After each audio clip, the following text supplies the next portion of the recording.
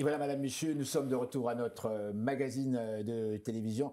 Si vous nous suivez à partir du continent africain sur YouTube ou encore en Europe ou même en Asie, je vous dis bonjour, merci de nous suivre depuis Montréal. Nous recevons l'artiste montréalais Kizaba. Oui. Comment ça va? Ça va très bien. C'est pas la première fois que vous venez à l'émission, vous? Je pense que c'est la 2 ou 3 fois. 2 ou 3 fois. Ouais.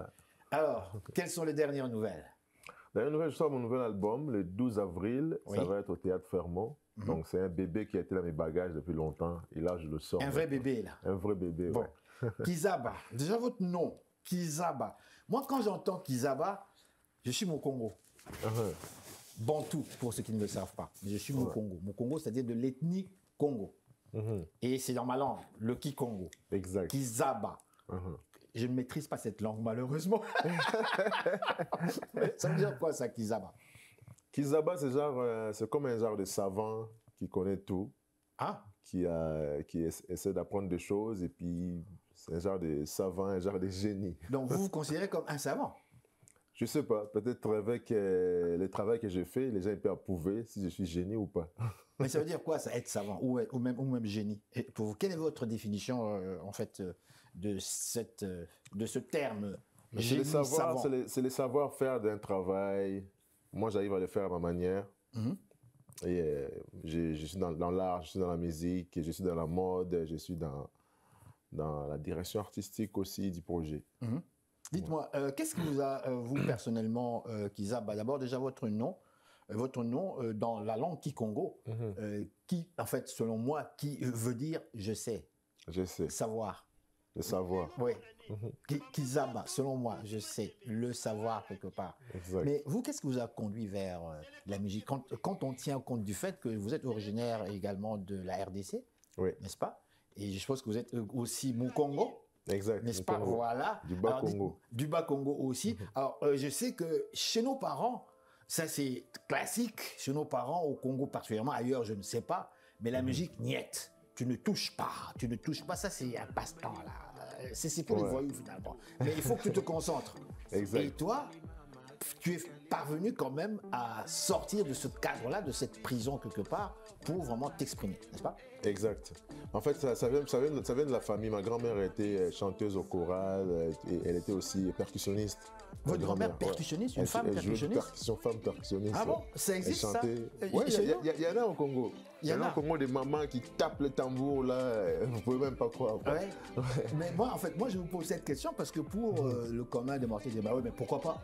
Ici, on dit, mais pourquoi pas les femmes? Exact. Mais quand je vous pose cette question, parce que chez nous, le tam-tam, déjà, de par sa forme, hein? Vous avez vu là, la forme même du tam-tam? Ouais. Je m'excuse, mais ça a une forme...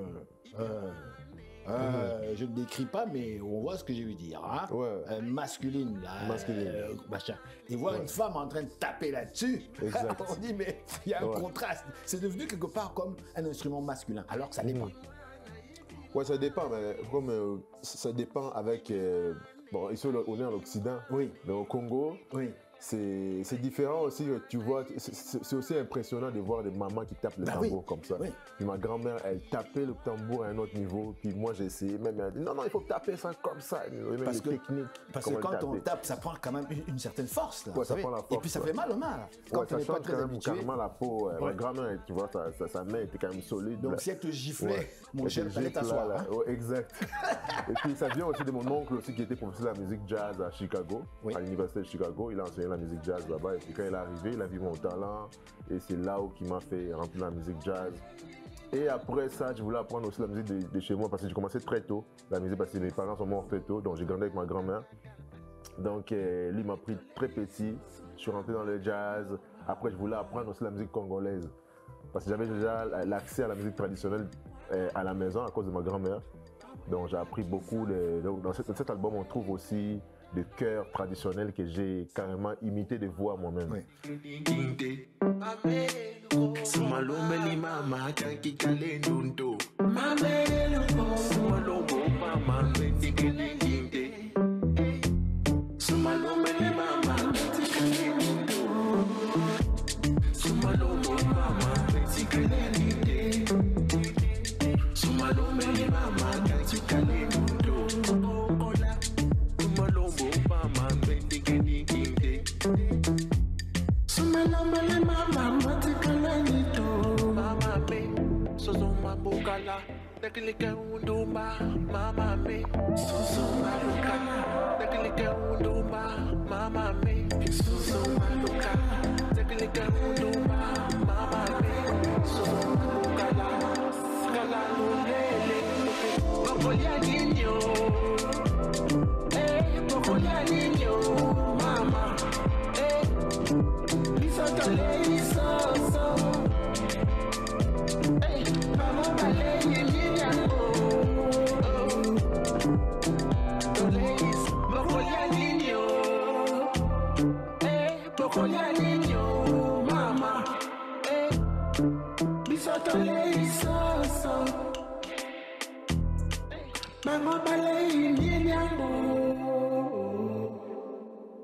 Et nous voilà de retour à notre magazine de télévision. J'espère que vous êtes toujours en forme, de bonne humeur. Nous avons avec nous la tête d'affiche, c'est un artiste montréalais.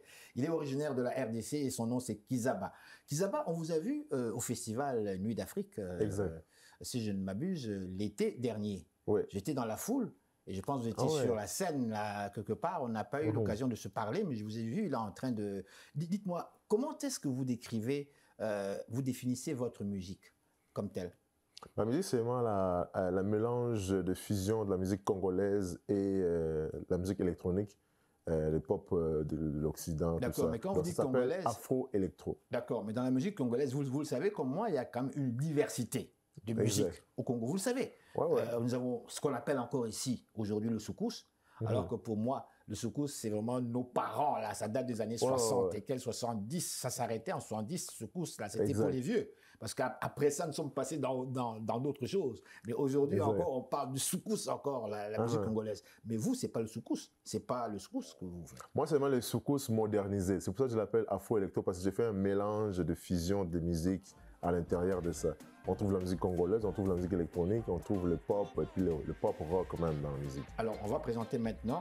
Donc, je rappelle encore une fois le titre. Les églises de Kinshasa. Les églises de Kinshasa. On prie.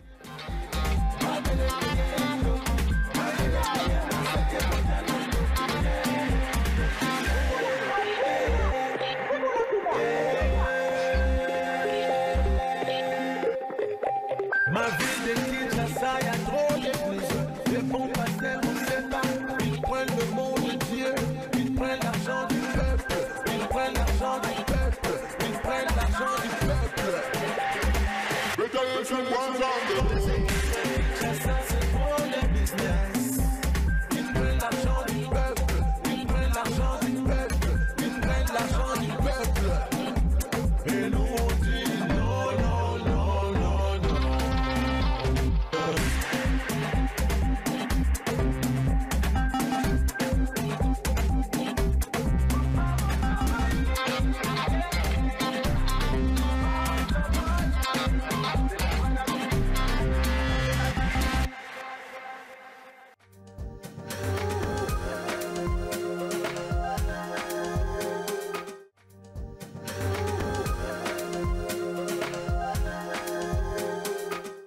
Monsieur Kizaba avec les églises de Kinshasa. Mais dites-moi, vous priez, vous, pourquoi?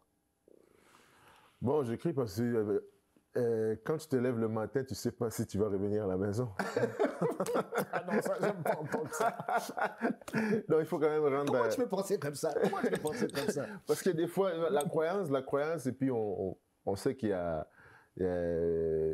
on a la souffle de vie, je respire, grâce à Dieu, à ma croyance.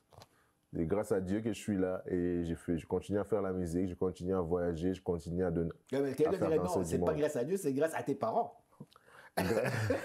Comme dirait un Français, dit tes parents ont fait ceci, papa, mais voilà, tu es né.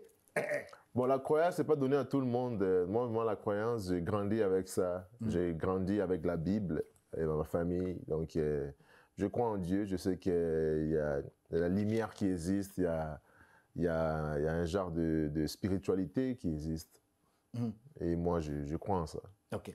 On va revenir ici à Montréal. Tout à l'heure, je disais qu'on vous a vu durant le festival international Nuit d'Afrique à Montréal, en plein centre-ville, en train vraiment de bouger, en fait, d'exhiber. Dites-moi, comment est-ce que le public montréalais ici, selon vous, vous reçoit? Est-ce que vous sentez-vous réellement un artiste, une vedette, ici, à Montréal? Est-ce que vous sentez-vous accepté par le public? Et là, j'irai plus loin, est-ce que votre musique se vend? Est-que vous vendez ici votre musique à Montréal? À Montréal, bon, c'est pas un marché facile, en fait, pour que ça soit Pourquoi c'est pas bien facile? vendu, parce que étant qu'un artiste qui est pas d'ici, moi je suis pas né ici, je viens du Congo, je suis canadien, mais je défends le drapeau canadien et québécois à l'international. Mais quand tu sors de l'international, je suis plus bien reçu là-bas, j'ai beaucoup de la visibilité en dehors Là-bas, de... où ça, là-bas? En fait, moi je tourne en Asie, aux États-Unis, en Asie, Europe. où ça, en Asie, où En ça? Asie, Taïwan, en Corée, en Chine. En Corée du Sud, bien sûr. Ouais, en Corée du Sud. Chez Kim Sung, là, on n'est pas encore allé là-bas. non? Corée du Sud, là-bas, je suis vraiment. Je suis tellement accueilli là-bas. Ah bon? Ouais, la Ah. Chine, d'ailleurs, je pars en Chine bientôt, au mois de Oui. juin, au mois de mai. Qu'est-ce qu'ils Ouais. aiment en vous? Encore, qu'est-ce qu'ils aiment? C'est plutôt en fait de l'originalité, c'est ça? Ils ont ouais, l'originalité parce qu'ils n'ont jamais entendu ça. Ils n'ont jamais entendu ça. Ouais. Donc, c'est la différence avec ici. Ici, on a quand même. Bon, je suis Révélation Radio-Canada. Oui. Il y a Radio-Canada qui m'impose. Il y a ici C'est Musique. vrai, ça. Vous êtes Révélation Radio-Canada. C'est ça. Oui, ok. C'est ça qui a aidé aussi pour que les gens au Québec puissent me découvrir, tout ça. Et Radio-Canada, il continue à pousser encore fort pour que ce genre de musique que je fais, rassembleur, où Oui. tout le monde se retrouve, pour que je puisse être partout dans toute la scène québécoise et puis la scène canadienne. Donc on vous voit quand même partout finalement, n'est-ce pas? Oui, Vous ça êtes- vous commence. êtes, vous êtes invité quand même dans des grands événements quand même, n'est-ce Ouais, pas? l'année passée, j'étais au Francophonie de Montréal. Et là, je vais aller à Festival de rythme du monde à Sherbrooke. Je serai aussi à Laval, à Mosaïque. Et je m'en vais aussi à Saskatchewan pour le Franco Fête à Saskatoon. Saskatoon, oui. Et d'autres festivals aussi. Donc, Radio-Canada, il continue à pousser aussi, comme je suis Révélation Radio-Canada, pour que je puisse rentrer peut-être à le Festival d'été du Québec un jour. Et des festivals Montgolfière. Il y a plusieurs festivals que j'aimerais faire. Donc avec Nuit d'Afrique qui continue à me pousser aussi avec le nouvel album. Donc j'espère un jour, je me trouverai dans ce festival. Et Kizaba. Oceaga surtout. Kizaba, je sais. Kizaba, dites-moi, ça veut dire que vous, quand on vous entend parler, finalement, vous comment dirais-je, vous démentez tous les commentaires que certains artistes africains disent, voilà, moi quand j'arrive ici, c'est pas facile, c'est très dur, tout ça. Mais dans votre cas, vous, ça va très bien. Oui, ça va, mais il y a un processus qui a commencé au début. Oui. Mais quand je suis arrivé, j'ai quand même travaillé dans la manufacture. J'ai fait la manufacture, Oui, j'ai travaillé à une oui. compagnie qui s'appelle Patterson. Mais c'est pas la peine de faire la pub de la compagnie, tu l'as quand même fait. Ok, c'est pas grave, on me dit. Tu l'as quand même fait, J'ai d'accord. travaillé dans la manufacture. Ouais. Après ça, j'ai travaillé avec un artiste aussi québécois qui est très connu ici, un acteur de cinéma, Mario Saint-Amand. Et j'ai travaillé avec Manu Militari, des artistes québécois. Je travaillais avec Sébastien Lacombe. Et là, j'arrivais à créer aussi mon nom dans le Québec. Et j'ai sorti un album, mon premier album, Nzela. Ça a été démarqué aussi à IC Musique. Et j'ai sorti Kiza Vibe. Kiza Vibe a été nominé au Juno, le plus gros gala au Canada.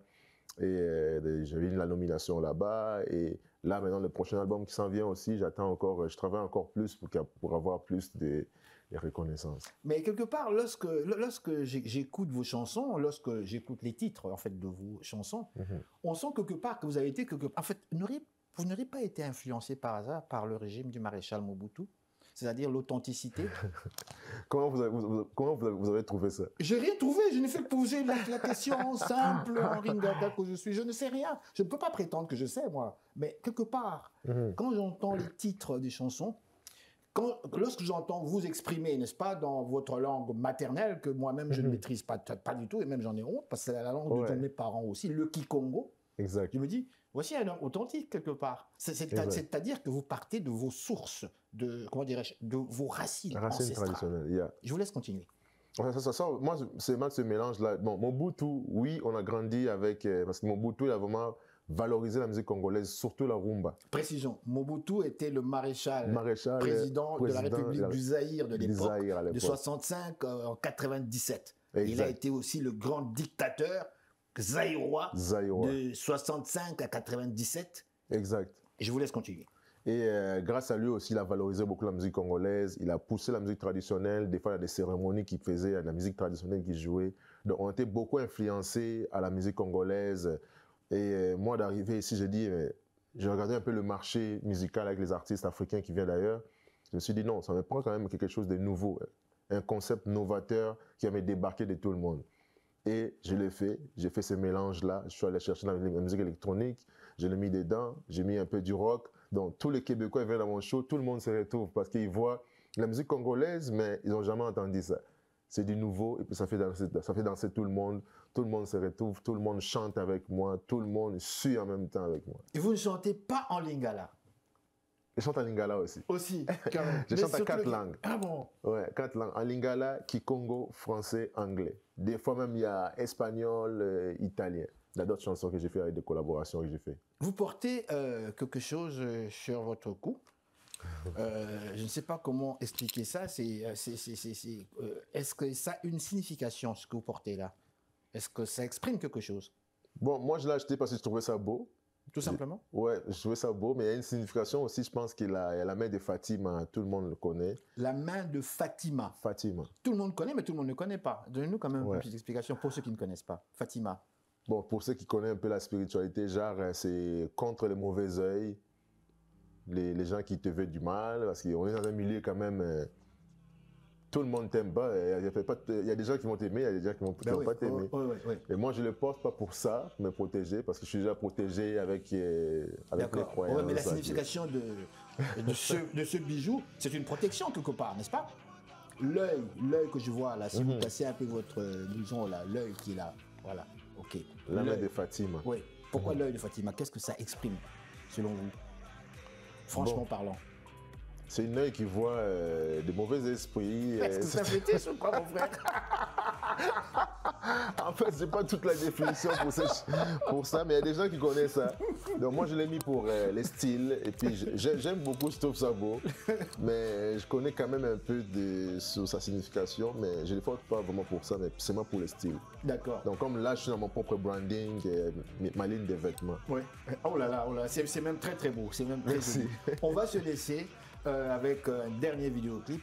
Cher frère, ça me fait plaisir réellement de vous recevoir. Alors, on se laisse avec un clip. Avec Congolese Music, où on va trouver les racines du Congo, la musique traditionnelle, le Kikongo. Le Kikongo. Ouais, le Kikongo, il y a le mélange, il y a l'anglais et les lingala dedans aussi. Un peu de français, donc c'est même un mélange pop-rock. Les gens peuvent vivre ça aussi le 12 avril. Alors, avant de se laisser, le mot de la fin, avant de passer vers la vidéoclip. Le mot de la fin, j'ai hâte de voir tous les Québécois, tout le monde, parce que le Canada, ça accueille tout le monde. Tout le monde, le grand public que j'ai besoin de vous voir dans mon lancement d'album au Théâtre Fermont le 12 avril. C'est un grand voyage à ne pas manquer. Si vous manquez ça, tant pis. Kizaba, Monokutuba. Ça veut dire que je parle. Merci infiniment. Merci, donc on y va vers cette vidéoclip. Merci.